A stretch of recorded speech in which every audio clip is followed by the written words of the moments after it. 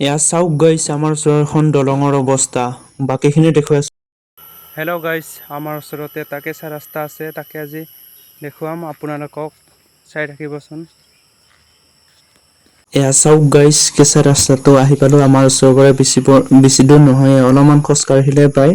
মাত্ৰ 1 মিনিট মানতে খোজকাঢ়ি আহিলে পায়। এয়া চাওক ৰাস্তা, কেঁচা ৰাস্তা আজি 14 বছৰ আগৰ ৰাস্তা।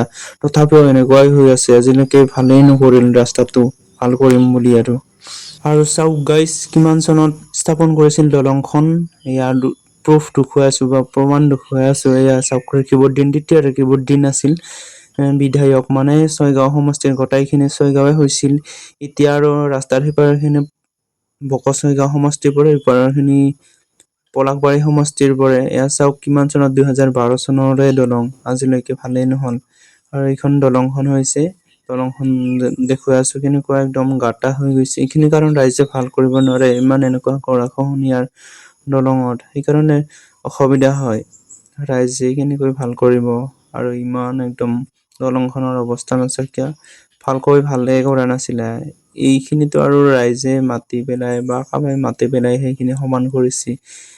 প্ৰায় 1-1.5 কিলোমিটাৰ মান ৰাস্তাৰ আৰু এইখিনিকে ভাল কৰি দিয়া নাই। আজি 14 বছৰ আগৰ, কেনেকুৱা গাটা হৈ গৈছে এইবোৰ দেখাই নাপায়। এইখিনি ৰাস্তাখিনিৰে অহা যোৱা কৰিব কিমান কষ্ট হয় মানুহখিনিৰ। বাৰিষা হলে নিজে অহা যোৱা কৰিলে গম পোৱা যায়। চাওকচোন কেনেকুৱা হৈ গৈছে, মানুহ ৰাতি গলে ভয়ে, মানে অচিনাকি মানুহ অহা যোৱা কৰিলে আৰু কেনেকুৱা একদম ডাঙৰ গাটা হৈ গৈছে আৰু। চাওকচোন কেনেকুৱা হৈছে, একদম ভয়ংকৰ গৰাখহনীয়া, একদম দেখিলে ভয় লাগে। গাঁৱৰ এইখিনিয়ে আছে, 14 বছৰ আগৰ, আজিৰ পৰা বা 14 বছৰ তথাপিও ভালেই হোৱা নাই। আৰু এইফালে চাওক দলংখন, ইটো মূৰ পৰা সেইটো মূৰ দেখুৱাই দিছো মই। কেঁচা ৰাস্তা, এইখিনি ৰেকিবউদ্দিনে আহি নিজে কৈছিল ভাল কৰিম বুলি, কিন্তু ভালেই নকৰিল ৰাস্তা। 2012 চনৰ ৰাস্তা, এতিয়ালৈকে ভালেই হোৱা নাই। আৰু আমাৰ ইফালে আহিয়ে নাপাইছিল MLA। আৰু এইখনে হৈছে গাইছ আমাৰ ওচৰত থকা দলং।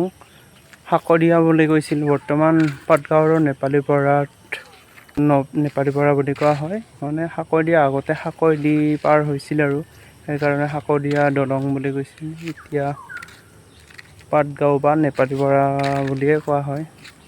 এইখনেই আছিল আমাৰ ওচৰৰ দলংখন। কমেণ্ট কৰিব। আৰু ৰাস্তাটো প্ৰায় 1.5 কিলোমিটাৰ মান দীঘল হ'ব আৰু। আজিৰ পৰা প্ৰায় 14 বছৰ আগৰ স্থাপন কৰা দলং, এতিয়ালৈকে ইমান ভাল হোৱা নাই আৰু দলংখনৰ। আৰু এইখিনি ৰাইজেও কৰিব নোৱাৰে, যিটো গৰাখহনীয়া হৈ গৈছে না, সেইকাৰণে। আৰু আজিৰ ভিডিঅ'টো এইখিনি আছিল গাইছ।